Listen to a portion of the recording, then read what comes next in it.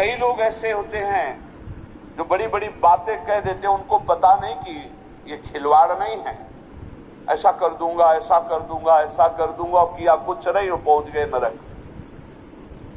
व्रत का उल्लंघन करने वाले, प्रतिज्ञा का उल्लंघन करने वाले, नियम का उल्लंघन करने वाले नरक को प्राप्त होते हैं।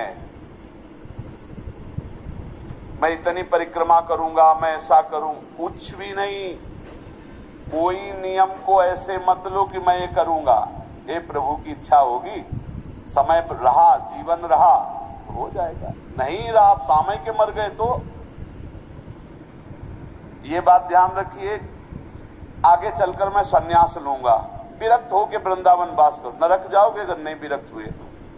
मैं इतना यहां मंदिर बनवा दूंगा, नहीं बनवाया नरक जाओगे। वचन संभाल के बोलो, आज से मैं कुछ दिन व्रत रहूंगा। बकवास करना बंद कर दे तो जीवन उन्नति में हो जाता है। शाम का भोजन नहीं करूंगा, एकांत भजन करूंगा, नहीं भोजन मत करना लेकिन सेवा करो, भजन करो। समझे? वाणी को ऐसे बिखेरते चले जाते हैं। व्रत का उल्लंघन करने वाला नारकी गति को प्राप्त होता है। संतों से द्वेष करने वाला, गुरु से द्वेष करने वाला, ये नरक को प्राप्त होते हैं। और ध्यान से सुनो, जो माता पिता को दंडित करता है, गाली देता है, अपमान करता है, उसे सीधे नरक की प्राप्ति होती है। बिल्कुल पक्का समझ लो। माता पिता भगवान का स्वरूप है। मातृदेवो भव, पितृदेवो भव।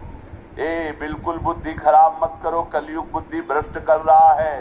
माने मात पिता ने देवा साधुन ते करवावे सेवा, जिनके ये आचरण भवानी ते निश्चर समझानो। राक्षस है, और ऐसे राक्षस अब पुत्र रूप में ज्यादा पैदा हो रहे हैं। एक देखा हूं कि माता को बाल पकड़ के घसीट रहा है, लात से पेट में प्रहार कर रहा है, पिता को थप्पड़ और सीधे छाती पे लात।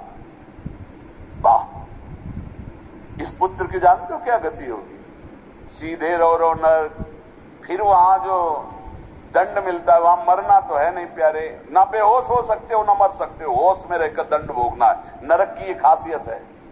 100 बार काटे जाओगे, 100 बार जिंदा रहोगे, उसे यातना देह कहते हैं। होश में ये मत मानना कि नरक वरक नहीं है। जैसे लोग कहते जा रहे हैं कौन नरक सरक, बोल लो।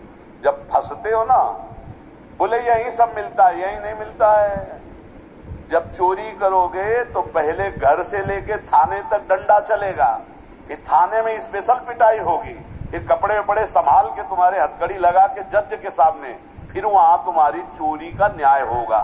ये ब्याज में मिला है। ये ब्याज में घर से लेकर पकड़ने तक और थाने तक जो पिटाई हुई, ये ब्याज है। मूल तो न्यायाधीश करेगा कि 20 साल की सजा या अमुक इतना दंड। ऐसे ही कर लो मनमानी पाप। यहाँ जो ठोकर और रोग है, ये तो ब्याज है, मूल तो नरक में भोगना पड़ेगा। जो माता पिता का त्याग कर देता है उसे नरक की प्राप्ति होती है। जो माता पिता को दंड देता है, जो माता पिता को गाली देता है, और जो अपनी पाणी ग्रहण की हुई स्त्री को, निर्दोष स्त्री को नाना प्रकार के दोषारोपण करके दंड देता रहता है, कलह मचाता रहता है, ऐसे पुरुष को नरक की प्राप्ति। और जो अपने सज्जन पति का त्याग कर पर पुरुष का अनुसरण करती, ऐसी स्त्री को नरक की प्राप्ति होती है। जो गुरुजनों को कठोर वचन बोलते हैं, जो गुरुजनों का आदेश का पालन नहीं करते, उनका पोषण नहीं करते, जो देवता ब्राह्मण और निर्बलों का धन का अपहरण कर लेते हैं, ऐसे मनुष्यों को नरक की प्राप्ति होती है।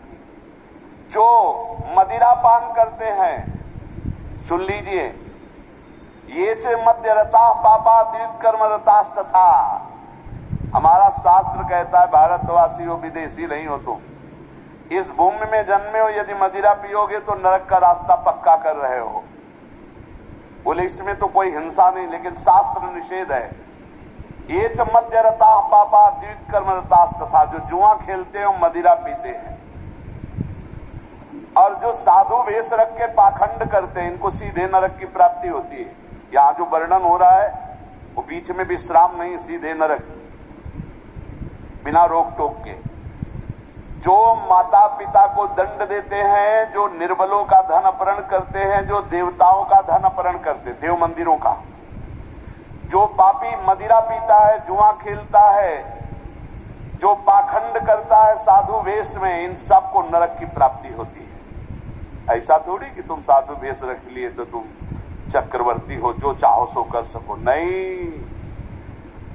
देखो, अगर साधु वेश धरकर गलती हो जाए तो भगवान क्षमा करते, चूक, लेकिन पाखंड का मतलब जानबूझ के वही करते रहना, महापात की, अतिपात की, इन सबको, और जो दूसरे जीव जंतुओं को पका के खाते हैं, जो जीवों को पका के, ये भारत है, भारत धर्मात्माओं का देश है, महात्माओं का देश है, यति और सतियों का देश है।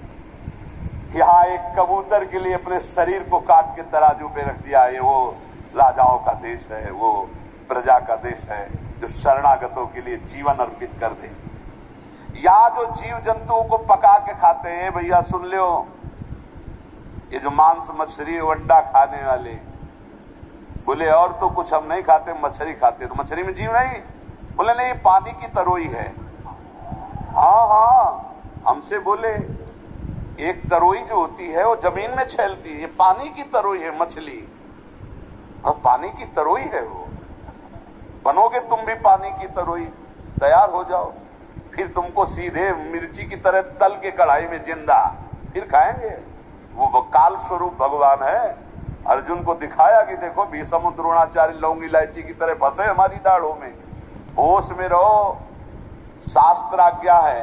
जो दूसरे जीव जंतुओं को मार के उबाल के, बोले हम तो नहीं इसे पर खरीद के लाते हैं, वैसे ही भोग मिलेगा, दंड मिलेगा। और सुनो, जो सत्कर्म का संकल्प करके सत्कर्म नहीं करते, सत्कर्म का संकल्प लेके, सत्कर्म का ये करूंगा, ये दूंगा, ये ऐसा, कभी मत बोलो जबान से कर दो, कर दिया जबान से बोल दिया और किया नहीं तो नरक जाओगे।